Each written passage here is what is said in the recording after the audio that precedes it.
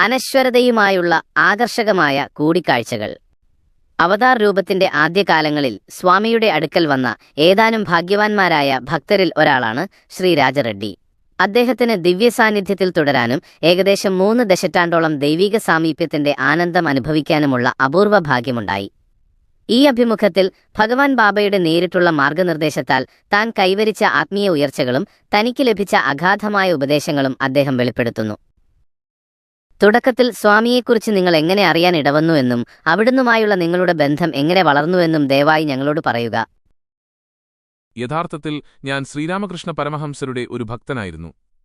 എന്റെ ചെറുപ്പകാലത്ത് ഞാൻ സ്വാമി വിവേകാനന്ദന്റെ ഒരു വലിയ ആരാധകനായിരുന്നു. നിങ്ങൾക്കറിയാമായിരിക്കാം, ശ്രീരാമകൃഷ്ണന് അത്ഭുതങ്ങളിൽ വളരെ കുറഞ്ഞ ബഹുമാനമേ ഉണ്ടായിരുന്നുള്ളൂ. വാസ്തവത്തിൽ അത്ഭുതങ്ങൾ കാണിക്കുന്നവരുടെ അരികിലേക്ക് പോകരുത് എന്ന് പറയുന്നത്രത്തോളം അദ്ദേഹം എത്തിയിരുന്നു. അതായിരുന്നു ഞാൻ വന്ന പശ്ചാത്തലം. എന്നാൽ എന്റെ അമ്മ വളരെ നേരത്തെ തന്നെ, അതായത് 50കളുടെ തുടക്കത്തിൽ ഭഗവാനെ കാണാൻ പോകാറുണ്ടായിരുന്നു. അക്കാലത്ത് ഞാൻ മദ്രാസ്, ചെന്നൈ ലയോള കോളേജിൽ പഠിക്കുന്ന വിദ്യാർത്ഥിയായിരുന്നു. ഭഗവാന്റെ ദർശനം ലഭിക്കുന്നതിനായി പോകാൻ അമ്മ എനിക്ക് നിർദ്ദേശം നൽകി. ചെന്നൈയിലെ ട്രാൻസ്പോർട്ട് കമ്മീഷണറായിരുന്ന ശ്രീ ഹനുമന്ത റാവു എന്നയാളുടെ അതിഥിയായിട്ടായിരുന്നു അക്കാലത്ത് അദ്ദേഹം താമസിച്ചിരുന്നത്. ഭഗവാനുമായി നേരിട്ട് ശാരീരിക സമ്പർക്കത്തിൽ വരാനുള്ള സൗഭാഗ്യം എനിക്ക് ലഭിച്ചത് അന്നാണ്. നിങ്ങൾ അവിടെയെ കണ്ടോ? അതെ, ഞാനവിടെ പോവുകയും ഭഗവാനെ കാണുകയും ചെയ്തു. അവിടുത്തെ സൗമ്യവും സ്നേഹനിർഭരവുമായ ശബ്ദവും സംസാരവുമാണ് എന്നെ ഏറ്റവും കൂടുതൽ ആകർഷിച്ചത്. തുടർന്ന് പതിവുപോലെ തനതായ ശൈലിയിൽ അവിടം തന്റെ കൈ വായുവിൽ ചലിപ്പിച്ചു. അത്തരത്തിലുള്ള പ്രത്യേക രീതിയിൽ കൈവീശിയതെന്തുകൊണ്ടാണെന്ന് ഞാൻ അവിടെയോട് ചോദിച്ചു. എല്ലാത്തിനുമുപരി ഞാൻ വിദ്യാഭ്യാസം നേടിയ ആളായതിനാൽ എനിക്ക് അല്പം ജിജ്ഞാസയുണ്ടായിരുന്നു. എന്നാൽ സ്വാമി നേരിട്ട് മറുപടി നൽകിയില്ല. പിന്നെ എന്തുകൊണ്ടാണ് നിങ്ങൾ ഷർട്ട് അകത്തേക്ക് കയറ്റി ധരിച്ചിരിക്കുന്നത് എന്ന് അദ്ദേഹം ചോദിച്ചു. ഇതാണ് ഞങ്ങളുടെ കോളേജിൽ ഞങ്ങൾ ധരിക്കേണ്ട രീതി എന്ന് ഞാൻ പറഞ്ഞു. അപ്പോൾ സ്വാമി പകരം നിങ്ങളോടൊരു ചോദ്യം ചോദിക്കുകയാണുണ്ടായത്. അതിന് പരോക്ഷമായി മറുപടിയും നൽകി. അതൊരു ഹ്രസ്വമായതും എന്നാൽ വളരെ സ്നേഹനിർഭരവുമായ സംഭാഷണമായിരുന്നു. അതെന്നെ വല്ലാതെ ആകർഷിച്ചു. മീറ്റിംഗ് അവസാനിച്ചു. അതിനുശേഷം ഞാൻ പഠനത്തിനായി കോളേജിൽ പോയി. ഞാനവിടെ 5 വർഷത്തോളം പഠിച്ചു. ഞാൻ ഇക്കണോമിക്സ് ഹോണേഴ്സ് ആണ് എടുത്തത്. അതൊരു വളരെ അച്ചടക്കമുള്ളതും നല്ലതുമായ കോളേജായിരുന്നു.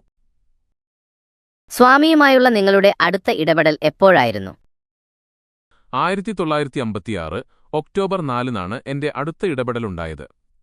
പുട്ടപർത്തിയിലെ ആദ്യത്തെ ആശുപത്രിയായ ശ്രീ സത്യ ജനറൽ ഹോസ്പിറ്റൽ തുറന്നത് അന്നാണ്. ആന്ധ്രാപ്രദേശ് അന്നത്തെ മുഖ്യമന്ത്രി ശ്രീ ബെജവാഡ ഗോപാല റെഡ്ഡിയാണ് അത് തുറന്നത്. ആ അവസരത്തിൽ ഞാൻ അവിടെ സന്നിഹിതനായിരുന്നു. അതിനുമുമ്പ് ഞാൻ എന്റെ പഠനം പൂർത്തിയാക്കി എന്റെ സാധനയിൽ ആത്മീയ പരിശീലനം പൂർണ്ണമായും മുഴുകിയിരുന്നു. ഞാൻ ഒരുതരം മാറ്റാനാവാത്ത അന്തർമുഖനാണ്. അതാണ് ഞാൻ എന്നെക്കുറിച്ച് പറയുന്നത്. എന്റേതായ ധ്യാനവും ഭജനകളും യോഗാസനങ്ങളും കാര്യങ്ങളും എനിക്കുണ്ടായിരുന്നു. അങ്ങനെ ആ പശ്ചാത്തലത്തിൽ ഞാൻ ബാബയുടെ അടുക്കൽ ചെന്നു. ഞാൻ അദ്ദേഹത്തോട് ചോദിച്ച ഏറ്റവും ആദ്യത്തെ ചോദ്യം ഇതായിരുന്നു: നിങ്ങളൊരു ആത്മസാക്ഷാത്കാരം നേടിയ ആളാണോ? അദ്ദേഹത്തിന്റെ മറുപടി എന്തായിരുന്നു? അദ്ദേഹം തന്റെ കൈകൊണ്ട് മുറിയിലെ ഒരു വെളിച്ചത്തിലേക്ക് ചൂണ്ടിക്കാണിക്കുക മാത്രമാണ് ചെയ്തത്. അദ്ദേഹം പറഞ്ഞു, ഇത് കൈയാണ്, ഇത് ഭിത്തിയിൽ പതിക്കുന്ന കൈയുടെ നിഴലാണ്. അങ്ങനെയൊരു സാക്ഷാത്കാരവുമില്ല. അദ്ദേഹം പറയാൻ ഉദ്ദേശിച്ചത് ഇതാണ്: ഞാനാണ് ഒറിജിനൽ, നിങ്ങൾ നിഴലാണ്, എനിക്ക് സാക്ഷാത്കരിക്കാനൊന്നുമില്ല, നിങ്ങൾക്കാണ് സാക്ഷാത്കരിക്കാനുള്ളത്. കാര്യങ്ങൾ അങ്ങനെയായിരുന്നു. വരികൾക്കിടയിലൂടെ വായിക്കേണ്ടി വന്നു. പൂർണ്ണമായി ലയിച്ചു. അത് ചെറുത്തു നിൽക്കാൻ കഴിയാത്തതായിരുന്നു. അദ്ദേഹത്തിന്റെ ശക്തി അതുല്യമായ ഒന്നായിരുന്നു. ഞാൻ അദ്ദേഹത്തിന്റെ സ്ഥിരമായ ഒരു അനുയായിയായി മാറി. അദ്ദേഹം നിങ്ങളെ വീണ്ടും വിളിച്ചോ? അതിനുശേഷം നിങ്ങൾ വീണ്ടും പാർട്ടിയിലേക്ക് പോയോ? അതെ, അതിനുശേഷം ഞാൻ വീട്ടിലേക്ക് പോയെങ്കിലും പിന്നീട് തിരിച്ചുവന്ന് ഭഗവാനോടൊപ്പം സ്ഥിരതാമസമാക്കി. കാരണം ഞാനൊരു സദ്ഗുരുവിനായി, ഒരു ആത്മീയ ഗുരുവിനായി തിരയുകയായിരുന്നു. ഈ സമയത്ത് ഋഷികേശിലെ സ്വാമി ശിവാനന്ദയും എന്നെ ആകർഷിച്ചു. അദ്ദേഹം ഇപ്പോൾ നമ്മോടൊപ്പമില്ല. അദ്ദേഹം വർഷങ്ങൾക്ക് മുമ്പ് അന്തരിച്ചു. അദ്ദേഹം ജീവിച്ചിരുന്നപ്പോൾ അങ്ങോട്ട് പോയി സന്യാസം സ്വീകരിക്കുകയോ സന്യാസിയാവുകയോ അല്ലെങ്കിൽ അതുപോലെയുള്ള എന്തെങ്കിലും ചെയ്യുകയോ ചെയ്യണമെന്ന് എനിക്ക് ചെറിയൊരാഗ്രഹമുണ്ടായിരുന്നു. അതിനാൽ ആ പശ്ചാത്തലത്തിൽ ഭഗവാൻ എന്നെ സ്വീകരിച്ചു. ക്രമേണ അദ്ദേഹം എന്നെ ഭജനകളിലും കാർ ഓടിക്കുന്നതിലും അദ്ദേഹത്തിന്റെ വിവിധ ചുമതലകൾ നോക്കുന്നതിലും ഉൾപ്പെടുത്തി. അദ്ദേഹത്തിന് കുളിക്കാനുള്ള ഒരുക്കങ്ങൾ ചെയ്യുന്നതും കിടക്ക ശരിയാക്കുന്നതും അങ്ങനെ നിരവധി അവസരങ്ങൾ. സേവ ചെയ്യാനുള്ള എല്ലാ അവസരങ്ങളും തന്നുകൊണ്ട് അദ്ദേഹം എന്നോട് അത്യന്തം കൃപ കാണിച്ചു. അങ്ങനെ അത് തുടർന്നു. എന്നാൽ തീർച്ചയായും ഞാൻ എന്റേതായ രീതിയിൽ ഒരു സംശയവാദിയായിരുന്നു, എല്ലാവറ്റർക്കും പെട്ടെന്ന് വഴങ്ങാത്തവൻ. കാരണം ആ സമയത്ത് എന്റെ മനസ്സിൽ എപ്പോഴും ശ്രീരാമകൃഷ്ണന്റെ സ്വാധീനമുണ്ടായിരുന്നു, അത്ഭുത പുരുഷന്മാരെ വിശ്വസിക്കരുത് എന്ന ചിന്ത. അതിനാൽ എന്റെ സംശയാലുവായ മനസ്സ് മനസ്സിലാക്കി ഒരു സമയത്ത് സ്വാമി എനിക്ക് തന്റെ യഥാർത്ഥ രൂപം വെളിപ്പെടുത്തി തന്നു. അത് ഊട്ടിയിലായിരുന്നു. ബാബ ഒരു കട്ടിലിൽ വിശ്രമിക്കുകയായിരുന്നു. മുറിയിൽ ഞങ്ങൾ രണ്ടുപേർ മാത്രമേ ഉണ്ടായിരുന്നുള്ളൂ. ബാബ പറഞ്ഞു, നിങ്ങൾ വിഷ്ണുവിന്റെ ഭക്തനാണെങ്കിൽ എന്റെ ഹൃദയത്തിൽ നിന്ന് പരമജ്യോതി പരമാത്മാവ് വരുന്നതായി നിങ്ങൾ കാണും. നിങ്ങൾ ശിവന്റെ ഭക്തനാണെങ്കിൽ നെറ്റിയിൽ മൂന്നാം കണ്ണോ ജ്ഞാനനേത്രമോ ജ്ഞാനത്തിന്റെ കണ്ണ് സ്ഥിതി ചെയ്യുന്ന ഭാഗത്തുനിന്ന് അത് വരുന്നതായി നിങ്ങൾ കാണും. ഞാൻ തീർച്ചയായും തുടക്കം മുതൽ തന്നെ ഭഗവാൻ കൃഷ്ണന്റെ ഭക്തനായിരുന്നതിനാൽ ഹൃദയഭാഗത്ത് ഒരു ജ്യോതി ദിവ്യപ്രകാശം കണ്ടു. അത് നിങ്ങളുടെ കാഴ്ചപ്പാടിൽ എന്തെങ്കിലും മാറ്റം വരുത്തിയോ? കൃത്യമായി ഒരു മാറ്റവുമല്ല. ഞാൻ ജന്മനാ ഒരു സംശയവാദിയാണെന്ന് ഞാൻ നിങ്ങളോട് പറഞ്ഞിട്ടുണ്ടല്ലോ. ഞാൻ അത്ര പെട്ടെന്ന് വഴങ്ങില്ല. എനിക്ക് അഹങ്കാരവുമുണ്ട്. ഞാൻ നിങ്ങളോട് പറഞ്ഞതുപോലെ ഞങ്ങൾ ആ സമയത്ത് ഊട്ടിയിലായിരുന്നു. ബാബ മുറിക്ക് പുറത്തുപോയതിനുശേഷം വിരിക്ക് കീഴെ സൂക്ഷിച്ചിരുന്ന അദ്ദേഹത്തിന്റെ ടോർച്ച് ഞാൻ എടുത്തു. ഞാൻ ചിന്തിച്ചു, ഇതെനിക്ക് അതേ ഫലം തരുമോ? ഒന്ന് പരീക്ഷിച്ചു നോക്കാം. പെട്ടെന്ന് ബാബ എന്നെ കൈയോടെ പിടികൂടി. അദ്ദേഹം അകത്തേക്ക് വന്നു പറഞ്ഞു, നിങ്ങളെ വിശ്വസിപ്പിക്കാൻ ഞാൻ എന്തു ചെയ്യണം? അങ്ങനെ അദ്ദേഹത്തിനും എന്തു ചെയ്യണമെന്നറിയാത്ത അവസ്ഥയിലായി. അങ്ങനെ ടോർച്ചുമായി അദ്ദേഹം നിങ്ങളെ കൈയോടെ പിടികൂടി. നമ്മളൊക്കെ എത്ര വിഡ്ഢികളാണ്! അഹങ്കാരം എങ്ങനെയാണ് പ്രവർത്തിക്കുന്നതെന്നും നിങ്ങൾക്ക് എല്ലാത്തരം സംശയങ്ങളും ഉണ്ടാകുന്നത് എങ്ങനെയെന്നും നിങ്ങൾക്കറിയാമല്ലോ. എന്നാൽ തുടക്കത്തിൽ തന്നെ ഇതിൽ നിന്നെല്ലാം മോചനം നേടുന്നതാണ് നല്ലത്. അന്തരാമിയാണ് അകത്തിരിക്കുന്നവൻ. നിങ്ങളുടെ പ്രകടനത്തിലോ മറ്റു കാര്യങ്ങളിലോ സംതൃപ്തനല്ല, അല്ല. അവൻ നേരിട്ട് കാമ്പിലേക്ക് പോകുന്നു. അത് വളരെ അത്ഭുതകരമാണ്. അതുകൊണ്ടാണ് ഭഗവാനുമായി ആർക്കും സംസാരിക്കാൻ കഴിയുന്നത്. അദ്ദേഹത്തിന് ഇടനിലക്കാരോ ആമുഖമോ ആവശ്യമില്ല. എല്ലാം തുറന്ന പുസ്തകമാണ്. നമ്മളിൽ ഓരോരുത്തരിലും പരിവർത്തനമാഗ്രഹിക്കുന്നു. നമ്മൾ പലപ്പോഴും നമ്മെക്കുറിച്ച് തന്നെ തികച്ചും അപരിചിതരായി മാറുന്നു, യാതൊന്നും അറിയാത്തവരായി. യാതൊരു തടസ്സവുമില്ലാതെ നമ്മുടെ മനസ്സിലൂടെ കടന്നുപോകുന്നു വേണ്ട. ഓ തീർച്ചയായും തുറന്ന പുസ്തകങ്ങൾ പോലെ. അതിലെനിക്ക് യാതൊരു സംശയവുമില്ല. അതൊരു സാധാരണ അനുഭവമാണ്. വെള്ളം കുടിക്കുന്നതുപോലെ സാധാരണമാണ്.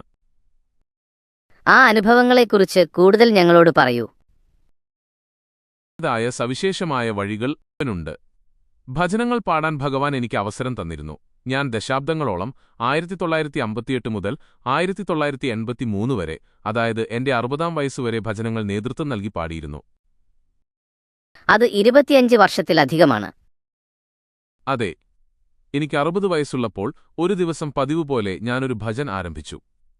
വിദ്യാർത്ഥികളെല്ലാം പുതിയതും മുഴങ്ങുന്നതുമായ ശബ്ദത്തിൽ പാടുകയായിരുന്നു. സ്വാഭാവികമായും ഭഗവാൻ അവർക്ക് കൂടുതൽ അവസരങ്ങൾ നൽകാൻ ആഗ്രഹിച്ചു. എനിക്ക് പ്രായമാകുകയും ചെയ്യുന്നുണ്ടായിരുന്നു. അങ്ങനെ ഒരു സുപ്രഭാതത്തിൽ ഞാൻ അവിടെയിരുന്ന് ഭജൻ പാടിക്കൊണ്ടിരിക്കുമ്പോൾ പെട്ടെന്ന് മൈക്രോഫോൺ എന്നിൽ നിന്ന് എടുത്തുമാറ്റി. വർഷങ്ങളോളം അദ്ദേഹത്തോടൊപ്പം ഉണ്ടായിരുന്നതിനാൽ സ്വാമിയുടെ വഴികൾ എനിക്കറിയാമായിരുന്നു, കൂടാതെ സൂചന മനസ്സിലാക്കാനും കഴിഞ്ഞു. അതിനാൽ ഞാൻ പ്രതികരിച്ചില്ല. പിന്നീട് ഭജനങ്ങൾ കഴിഞ്ഞ് ആരതി നടത്തിയ ശേഷം സ്വാമി എന്റെ നേരെയൊന്നു നോക്കി. അതൊരു നോട്ടം മാത്രമായിരുന്നു, പക്ഷെ വളരെ ആഴത്തിലുള്ളത്. വിശ്വസിച്ചാലും ഇല്ലെങ്കിലും 2-3 ദിവസത്തേക്ക് ഞാൻ ആനന്ദത്തിൽ ഒഴുകുകയായിരുന്നു. ഒരു നോട്ടം മറ്റൊന്നുമില്ല, പക്ഷേ അതൊരു തികച്ചും അലൗകികമായ ആനന്ദ അനുഭവമായിരുന്നു. അങ്ങനെ അതൊരു അത്ഭുതകരമായ അനുഭവമായിരുന്നു എനിക്ക്. മറ്റൊരു വിധത്തിൽ പറഞ്ഞാൽ, അദ്ദേഹത്തിന്റെ തടയാനാവാത്ത സ്വന്തം ശൈലിയിൽ അദ്ദേഹത്തിന്റെ സന്ദേശം ഇതായിരുന്നു: ഓ മൂഢാ, കുഴിമാടം വരെ ഭജനകളിൽ മാത്രം ഒതുങ്ങി നിൽക്കാൻ കാൽ വലിച്ചു നീട്ടിപ്പോകരുത്. വരൂ, ആ ഗോവണിയുടെ പടി കയറൂ. ഭജനകളിൽ നിന്ന് കൂടുതൽ തീവ്രവും കൂടുതൽ ഉള്ളിലേക്ക് തിരിഞ്ഞതുമായ കൂടുതൽ നേരിട്ടുള്ള ഒന്നിലേക്ക് പരിണമിക്കുക. അതായിരുന്നു അദ്ദേഹത്തിന്റെ മികച്ച പരോക്ഷപാഠം. അത് ശരിയായ രീതിയിൽ സ്വീകരിക്കാൻ ഒരാൾ അദ്ദേഹത്താൽ അനുഗ്രഹിക്കപ്പെടണം. നിങ്ങൾക്ക് എതിർക്കാൻ കഴിയില്ല. അഹംഭാവത്തിന് ഇവിടെ സ്ഥാനമില്ല. നിങ്ങൾ പാർട്ടി സന്ദർശിക്കാൻ തുടങ്ങിയതിനു ശേഷം സ്വാമിയുടെ ആദ്യത്തെ അത്ഭുതം എന്തായിരുന്നു? ബാബയെ സംബന്ധിച്ചിടത്തോളം അത്ഭുതങ്ങൾ വളരെ സാധാരണയായി മാറിയതുകൊണ്ട് അവ അത്ഭുതങ്ങളല്ലാതായി മാറി. ബാബ വിഭൂതി മെറ്റീരിയലൈസ് ചെയ്യുന്നത് ഞാൻ കേൾക്കാറുണ്ടായിരുന്നു. ഞാൻ അദ്ദേഹത്തിനടുത്ത് എത്തിയപ്പോൾ ഞാൻ മാനസികമായി അതിനായി തയ്യാറെടുത്തിരുന്നു. കാരണം എന്റെ അമ്മ ഒരു പഴയ ഭക്തയായിരുന്നു. വളരെ രസകരമായ ചില സംഭവങ്ങൾ ഞാൻ കണ്ടിട്ടുണ്ട്. സ്വാമി ഒരു ട്രാൻസിൽ പോകാറുണ്ടായിരുന്നു. അതായത് ഏതെങ്കിലും ഭക്തന് എവിടെയെങ്കിലും എന്തെങ്കിലും അപകടമുണ്ടാകുമ്പോൾ അദ്ദേഹം എപ്പോഴെങ്കിലും തന്റെ ശരീരം വിട്ടുപോകുമായിരുന്നു. എന്താണ് സംഭവിക്കാറുള്ളതെങ്കിൽ അദ്ദേഹത്തിന്റെ ശരീരം മൃതശരീരത്തിലെ കാഠിന്യത്തിന് തുല്യമായി മാറുമായിരുന്നു, മൈനസ് മിക്കവാറും മരണം പോലെയുള്ള അവസ്ഥ. അതൊരു വടി പോലെ വീഴുകയും ചെയ്യും. അതിനാൽ അദ്ദേഹത്തിന്റെ പരിചാരകർ എന്ന നിലയിൽ അദ്ദേഹത്തിന് വീഴ്ചയോ പരിക്കോ സംഭവിക്കാത്ത രീതിയിൽ ഞങ്ങൾ അദ്ദേഹത്തിന്റെ ശരീരം ശ്രദ്ധിക്കേണ്ടിയിരുന്നു. ഇതുപോലുള്ള ഒരു സന്ദർഭത്തിൽ അദ്ദേഹത്തിന്റെ ഈ ട്രാൻസ് പ്രക്രിയയുമായി എനിക്ക് വലിയ പരിചയമുണ്ടായിരുന്നില്ല. അദ്ദേഹം തന്റെ ശരീരത്തിൽ നിന്ന് പോയിരിക്കുമ്പോൾ അദ്ദേഹം തന്റെ മുടി വലിച്ച് കൈകളിൽ ഒരു പിടി മുടിയുമായി ഇരുന്നു. തുടർന്ന് അദ്ദേഹം വെള്ളം ചോദിച്ചു. ഞാനത് ഉടൻ തന്നെ നൽകി. അടുത്തതായി അദ്ദേഹം മുടി വിഴുങ്ങുകയും വെള്ളം കുറിച്ചിറക്കുകയും ചെയ്തു. പിന്നീട് അദ്ദേഹം സാധാരണ ബോധത്തിലേക്ക് മടങ്ങി വന്നപ്പോൾ അദ്ദേഹം എന്നോട് ചോദിച്ചു, ഞാൻ വല്ല മുടിയും വിഴുങ്ങിയോ? ഞാൻ പറഞ്ഞു, അതെ ബാബ. ഓർക്കുക, ദിവ്യമായ ഈ പ്രവൃത്തികളുമായി എനിക്ക് പരിചയമുണ്ടായിരുന്നില്ല. ദഹനവ്യവസ്ഥയെ തകർക്കാൻ ഒരു മുടി പോലും മതിയാകും. എന്നാൽ ഇതൊരു വലിയ കൂട്ടമായിരുന്നു. അടുത്തതായി സംഭവിച്ചത് സങ്കൽപ്പിക്കാൻ പോലും കഴിയാത്ത ഒന്നായിരുന്നു. നനഞ്ഞതും അദ്ദേഹം വിഴുങ്ങിയതുമായ മുടി അദ്ദേഹത്തിന്റെ ഹൃദയത്തിന് അടിയിൽ നിന്ന് പുറത്തേക്ക് വരുന്നുണ്ടായിരുന്നു. അത് മനസ്സിനെ മരവിപ്പിക്കുന്ന ഒന്നായിരുന്നു. സ്വാമിയുടെ തമാശ ഓർത്തെടുക്കാൻ കഴിയുന്ന ഏതെങ്കിലും സന്ദർഭമുണ്ടോ? ഞാൻ സ്വാമി വിവേകാനന്ദന്റെ ഒരു ആരാധകനായിരുന്നു. സ്വാമി പറയും, നിങ്ങൾ വിവേകയെ, അതായത് ജ്ഞാനത്തെ എടുത്ത് അവനുമായി കളിക്കുക. ഞാൻ വിചാരിച്ചു, ഞാൻ വിവേകാനന്ദനിലും അദ്ദേഹത്തിന്റെ ആശയങ്ങളിലും മുഴുകിയിരിക്കുകയാണെങ്കിൽ ഞാൻ ആത്മീയമായി വലിയ ഉയരങ്ങളിലെത്തുമെന്ന്. എന്നാൽ യഥാർത്ഥത്തിൽ സംഭവിച്ചത് എന്റെ വിവാഹശേഷം അദ്ദേഹം എന്റെ മകന് വിവേക് എന്ന് പേരിട്ടു. അങ്ങനെയാണ് അദ്ദേഹം എന്നോട് ഈ തമാശ കളിച്ചത്. എന്നാൽ ആലോചിച്ചു നോക്കൂ, സ്വാമി ഇതെത്രയോ വർഷങ്ങൾക്ക് മുമ്പ് എന്തിന് എന്റെ വിവാഹത്തിന് പതിറ്റാണ്ടുകൾക്ക് മുമ്പ് പറഞ്ഞു? അദ്ദേഹത്തിന് എന്റെ വിവാഹവുമായി യാതൊരു ബന്ധവുമില്ലായിരുന്നു. സ്വാമിക്ക് വളരെ നല്ലൊരു തമാശ രൂപമുണ്ട്. ആരെയെങ്കിലും അദ്ദേഹം അത്രയും കൃത്യമായി അനുകരിക്കുമ്പോൾ ഞങ്ങൾ പൊട്ടിച്ചിരിക്കുമായിരുന്നു. ദൈവിക രോഗശാന്തിയുടെ ഡിവൈൻ ഹീലിംഗ് ഏതെങ്കിലും അനുഭവം നിങ്ങൾ കണ്ടിട്ടുണ്ടോ? ഒരിക്കൽ എനിക്ക് പൈൽസ് അർഷസ് കാരണം കടുത്ത രക്തസ്രാവം അനുഭവപ്പെട്ടിരുന്നു. എനിക്ക് നൽകിയ തെറ്റായ ഹോമിയോപ്പതി മരുന്നിന്റെ പ്രതിപ്രവർത്തനമായിരുന്നു അത്. അവിടെ ഒരു ചടങ്ങുണ്ടായിരുന്നതുകൊണ്ടും ആ ഘോഷയാത്രയിൽ ഞാൻ പങ്കെടുക്കേണ്ടിയിരുന്നതുകൊണ്ടും എനിക്ക് ഭഗവാന്റെ അടുക്കൽ പോകേണ്ടി വന്നു. അതിനാൽ ഞാൻ എന്റെ അവസ്ഥ ഭഗവാനോട് പറഞ്ഞു. ഉടൻ തന്നെ അദ്ദേഹം എനിക്ക് പ്രസാദം തന്നു. വിശ്വസിച്ചാലും ഇല്ലെങ്കിലും ഞാനത് കഴിച്ച നിമിഷം പ്രശ്നം അപ്രത്യക്ഷമായി. അതൊരു തമാശയായിരുന്നില്ല. രക്തസ്രാവം കാരണം ഞാൻ ദിവസങ്ങളോളം കഷ്ടപ്പെടുമായിരുന്നു. ഞാൻ മറ്റൊരു സംഭവം കൂടി പറയാം. ഇത് എന്റെ ഭാര്യയുടെ കസിനായ ശ്രീ സുരേഷിനെക്കുറിച്ചുള്ളതാണ്. അദ്ദേഹം ഭഗവാന്റെ ഒരു ആത്മാർത്ഥ ഭക്തനാണ്. ആ സമയത്ത് അദ്ദേഹത്തിന് ഏകദേശം 30 വയസ്സ് പ്രായമുണ്ടാകും. കൂടാതെ അഹമ്മദാബാദിൽ നിന്ന് കെമിക്കൽ എഞ്ചിനീയറിംഗ് ബിരുദവും MBAയും നേടി നല്ല യോഗ്യതയുള്ളവനായിരുന്നു. തന്റെ തൊഴിലിൽ അദ്ദേഹം വളരെ ഉയർന്ന നിലയിലായിരുന്നു. പെട്ടെന്ന് അദ്ദേഹത്തിന്റെ തുടയിൽ അർബുദം, ക്യാൻസർ വന്നു. ഓർക്കുക, അദ്ദേഹം എംഎൽഎലിയവനായിരുന്നു. യുവശ്രീ, 2 ചെറിയ കുട്ടികളുണ്ടായിരുന്നു, ഒരു ആൺകുട്ടിയും പെൺകുട്ടിയും. ബാബയുടെ ദർശനത്തിനായി അദ്ദേഹം മുംബൈയിലെ ധർമ്മക്ഷേത്രത്തിൽ പോയി. അവിടെ വെച്ച് ബാബ അദ്ദേഹത്തെ കണ്ടു പറഞ്ഞു, അതെ, ക്യാൻസർ ക്യാൻസൽ ചെയ്തു.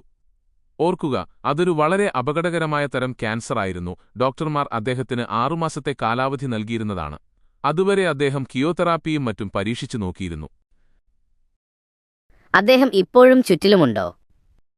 അതെ, പതിറ്റാണ്ടുകൾക്ക് ശേഷവും ആരോഗ്യത്തോടെയും ഉന്മേഷത്തോടെയും ഇരിക്കുന്നു.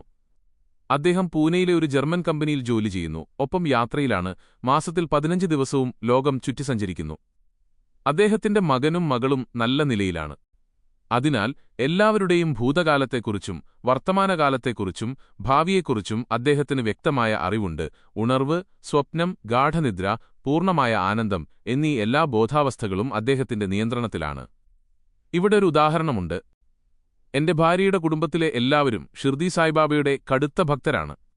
വാസ്തവത്തിൽ എന്റെ ഭാര്യയുടെ മുത്തശ്ശിയും മുത്തശ്ശനും ഷിർദി സന്ദർശിച്ചിട്ടുണ്ട്.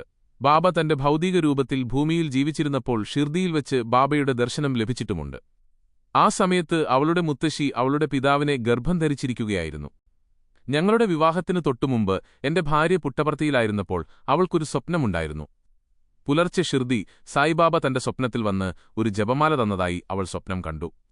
അവൾ ആ സ്വപ്നം ആസ്വദിക്കുകയായിരുന്നു. എന്നാൽ വരൂ, എഴുന്നേൽക്കൂ, ബാബ നമ്മെ ഒരു അഭിമുഖത്തിനായി വിളിച്ചിരിക്കുന്നു എന്ന് ആരോ വിളിച്ചു പറഞ്ഞുകൊണ്ട് ആ മുഴുവൻ സംഭവവും പെട്ടെന്ന് അവസാനിച്ചു. അങ്ങനെ അവൾക്ക് ബാബയുടെ സന്നിധാനത്തിലേക്ക് തിടുക്കത്തിൽ പോകേണ്ടി വന്നു. തുടർന്ന് ബാബയ്ക്ക് മറ്റുള്ളവരോടും സംസാരിക്കേണ്ടി വന്നു. കുറച്ചു കഴിഞ്ഞ് അവളെ അകത്തേക്ക് വിളിച്ചു. അദ്ദേഹം അവളെ കണ്ടപ്പോൾ പറഞ്ഞു, ക്യാ കൈസാ ഹൈ, സുഖമാണോ? തുടർന്ന് അദ്ദേഹം ഉടൻ തന്നെ അവൾക്കായി ഒരു ജപമാല സൃഷ്ടിച്ചെടുത്തു. മെറ്റീരിയലൈസ്ഡ്.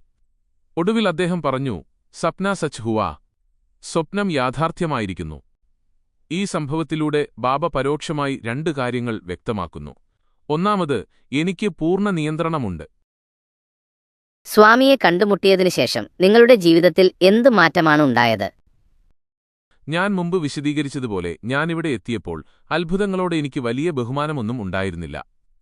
ബാബ അത്ഭുതങ്ങൾ കാണിക്കുന്നത് സാധാരണമായിരുന്നു. അദ്ദേഹം ഒരു സീതാപ്പഴം പറിച്ചെടുക്കുമായിരുന്നു, അത് നിങ്ങളുടെ കയ്യിൽ എത്തുമ്പോഴേക്കും ഒരു ആപ്പിളായി മാറും. ഇത്തരം സംഭവങ്ങൾ എപ്പോഴും നടക്കാറുണ്ടായിരുന്നു. അദ്ദേഹം ഒരു കൽക്കഷ്ണമെടുത്ത് മുകളിലേക്ക് എറിയുമായിരുന്നു, അത് തിരിച്ചെത്തുമ്പോഴേക്കും കൽക്കണ്ടമായി മാറും. അദ്ദേഹം വാസ്തവത്തിൽ കളിമൺ പാത്രങ്ങൾ മെനയുന്നതുപോലെ നമ്മുടെ മനസ്സിനെ മാറ്റിക്കൊണ്ടിരിക്കുകയാണ്. ഈ അത്ഭുതങ്ങൾ വലിയ കാര്യമല്ല. അദ്ദേഹത്തിന്റെ കൃപയാൽ എന്റെ മനസ്സ് വളരെ വികസിച്ചിരിക്കുന്നു.